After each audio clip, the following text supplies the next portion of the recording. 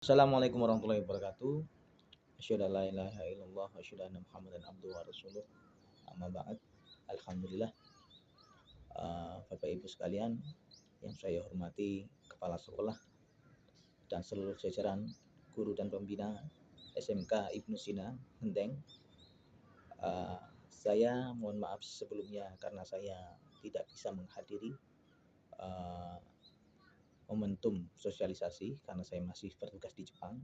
Ya, tugas saya di sini adalah untuk mencari relasi dan bekerja sama di beberapa perusahaan dalam beberapa bulan ke depan.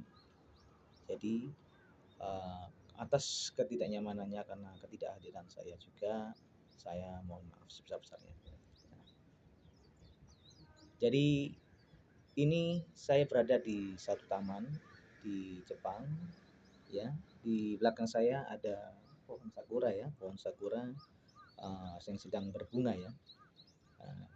Kemarin sempat tren di media sosial, sakura terlambat mekar, ya.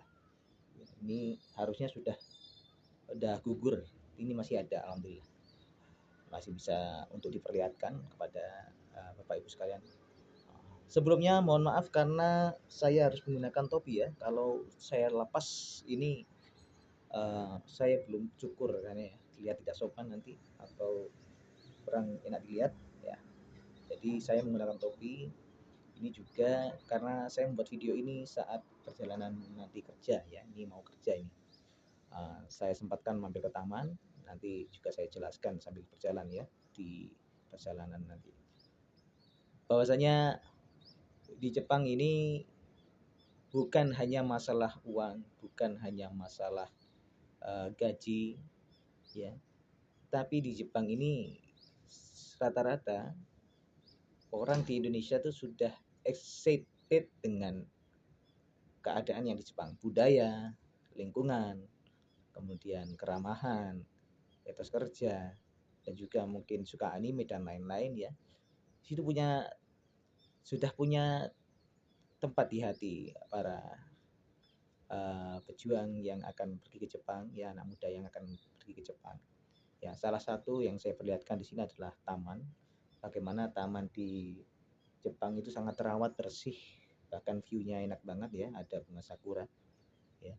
Jadi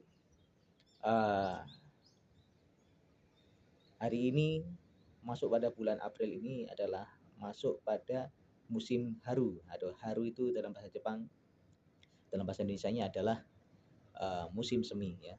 Musim semi identik dengan bulan kelulusan, ya. Jadi Jepang itu anak sekolah semuanya lulus di musim semi, ya. Seperti itu. Hampir sama di Indonesia juga mau lulus ini, ya. Kalau insya Allah anak kelas 3-nya akan lulus juga bulan depan.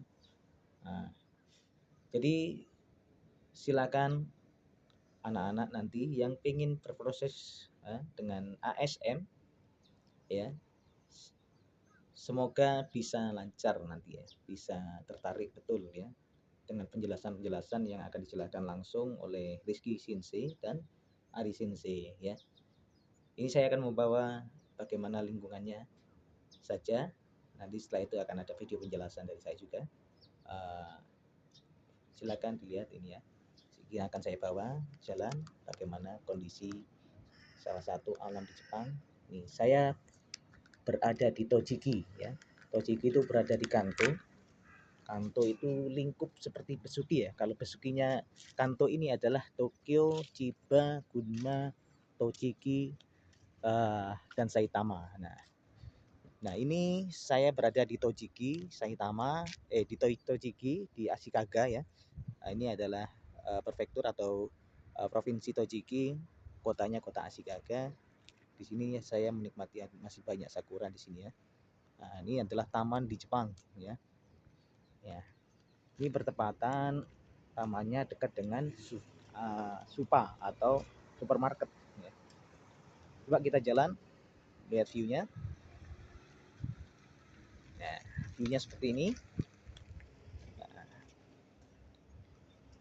ya. Kalau kita jalan view-nya seperti ini sangat menarik, ya. Kalau di Indonesia ini bisa jadi tempat destinasi wisata, ya. Banyak anak muda nongkrong pasti kalau di sini. Nah, di Jepang ini sangat minim manusia ya sekarang ini. Kalau saya jalan itu nggak ada manusia yang sedang jalan-jalan kayak gitu, nggak ada, semuanya di mobil ya, jarang ya, karena mungkin populasi manusia di Jepang itu sendiri memang sedikit ya, jadi tidak bisa melihat keramaian orang ya. Yang memungkinkan itu di kota, karena salah satu faktor tidak terlihatnya manusia atau sepinya daerah kota kecil ataupun desa itu karena para masyarakatnya pindah ke kota besar seperti di Tokyo, Osaka. Kalau di situ kita akan melihat hiruk pikuknya Jepang dan masyarakatnya. Ya, jadi seperti itu. Ya, ini kita akan melanjutkan perjalanan. Nanti akan saya jelaskan beberapa hal tentang bagaimana pekerjaan di Jepang sambil berjalan, karena habis ini saya akan bekerja, 30 menit lagi kita akan bekerja. Maka saya ajak masuk mobil dulu, seperti itu. Nanti akan saya jelaskan. Kalau saya jelaskan di sini banyak suara bising, maka akan saya jelaskan sambil perjalanan. Nanti mungkin kita akan berhenti di salah satu minimart dekat tempat pekerjaan saya. Akan saya jelaskan. Oke, seperti ini.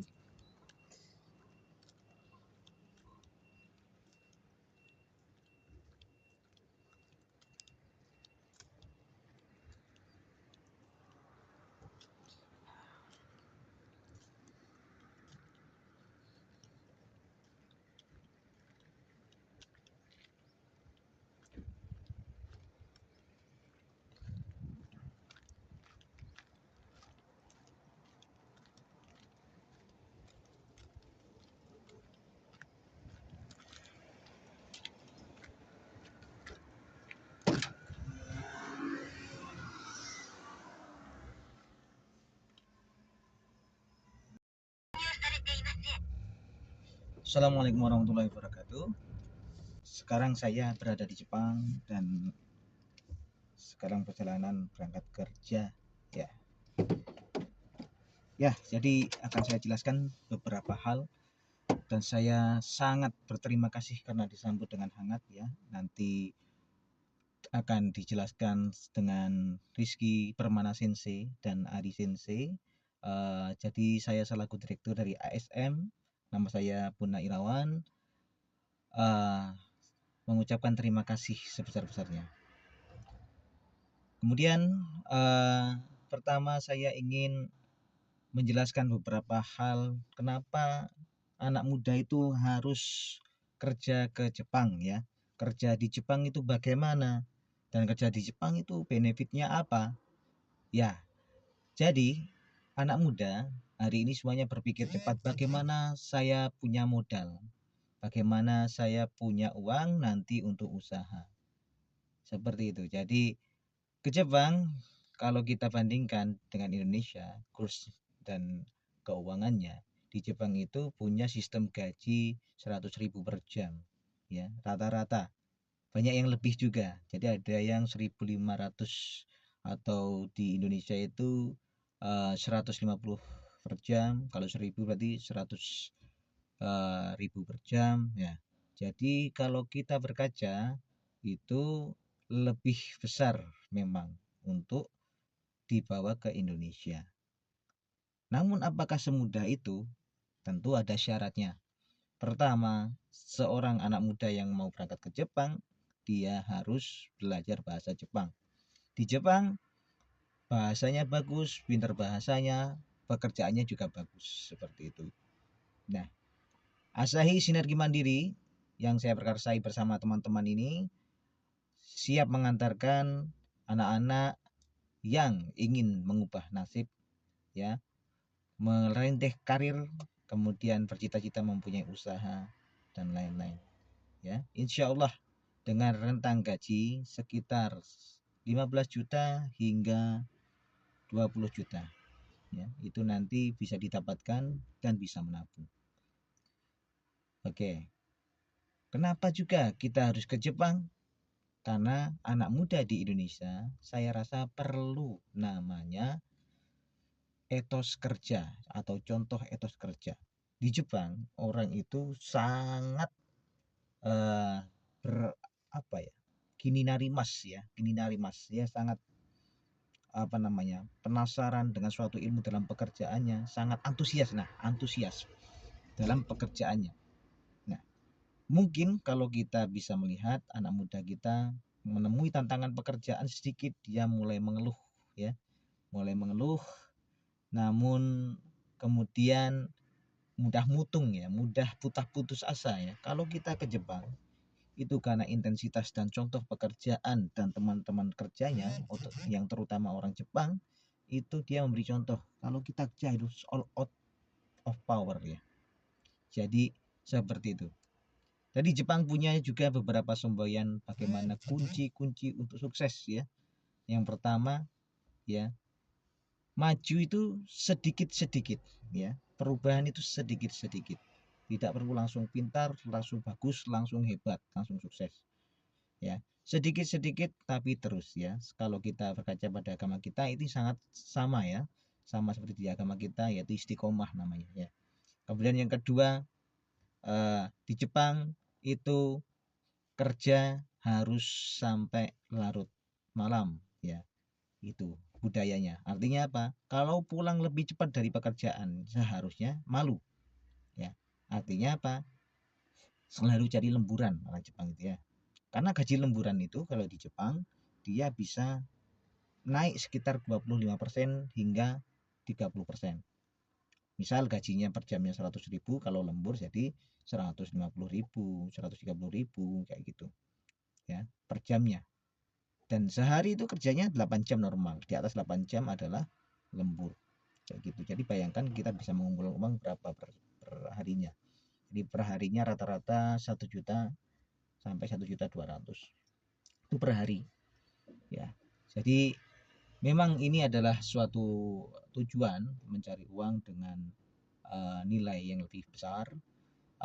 Tapi yang paling mahal ketika kita udah di sini manfaatnya adalah kita sudah bisa mengembangkan diri ya. Kalau dalam istilah pendidikan soft skill kita tuh sangat berkembang di sini. Etos kerja sangat berkembang. Didukung dengan bahasa yang lebih baik, dengan keterbiasaan bahasa yang lebih baik, maka benefitnya akan lebih banyak lagi. Nah, seperti itu. Kemudian untuk mekanismenya nanti akan dijelaskan Ari Sensei. Jadi saya hanya memberikan gambaran di Jepang itu ya. Nah, mekanismenya nanti akan diterangkan oleh Ari Sensei dan Rizky Sensei. Jadi saya membuat ini video dadakan. Mohon maaf banyak kurangnya mungkin dalam menyiapkan kata-kata ya. Ya. Oh iya, contoh pekerjaan ya. Contoh pekerjaan di Jepang yang paling banyak ditawarkan adalah konstruksi. Kalau bicara konstruksi itu banyak sekali ya. Ada pengecoran, pengelasan, kemudian ada apa lagi? Ada packaging ya. Ada kemudian tagging ya. Tagging itu seperti perakitan besi, kemudian penggalian ya. Banyak siswa-siswa kita yang sudah berangkat kemarin. Alhamdulillah. Kemudian ada juga sektor di bidang pengolahan makanan di pabrik ya, manufaktur ya. Nah, sekarang ini saya di Jepang selain sedang menjalin hubungan dengan beberapa perusahaan, saya juga menikmati pekerjaan ya, menikmati pekerjaan. Saya cuma kerja di sini 5 jam karena saya magang ya, magang apa namanya ya. Karena perusahaan tersebut bekerja sama saya, kemudian saya di situ masuk untuk mencoba pekerjaannya dan nanti akan mempresentasikan nanti kalau udah di Indonesia seperti itu. Jadi pekerjaan yang saya kerjakan di pabrik ya, kalau di pabrik ya seperti itu pekerjaannya monoton. Cuma ini saya ambil yang 5 jam ya, per jamnya sekitar 120.000-an lah seperti itu. Itu sampingan saya, namanya dalam Jepang baito ya. Itu di baito itu part time dalam bahasa ya, bahasanya ambil dari bahasa Jerman ya, itu dari part time ya. Baik.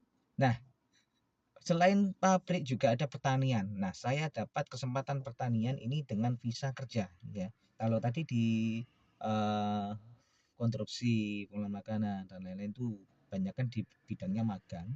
Kalau yang pertanian ini saya dapat Insya Allah saya April Mei saya akan datang ke salah satu perusahaan yang apa namanya eh, dia mengerjakan orang di menyebarkan orang ya di pertanian seluruh Jepang. Nah, insya Allah saya juga akan mencoba pekerjaan tentang pertanian di sini. Insya Allah Mei depan ya.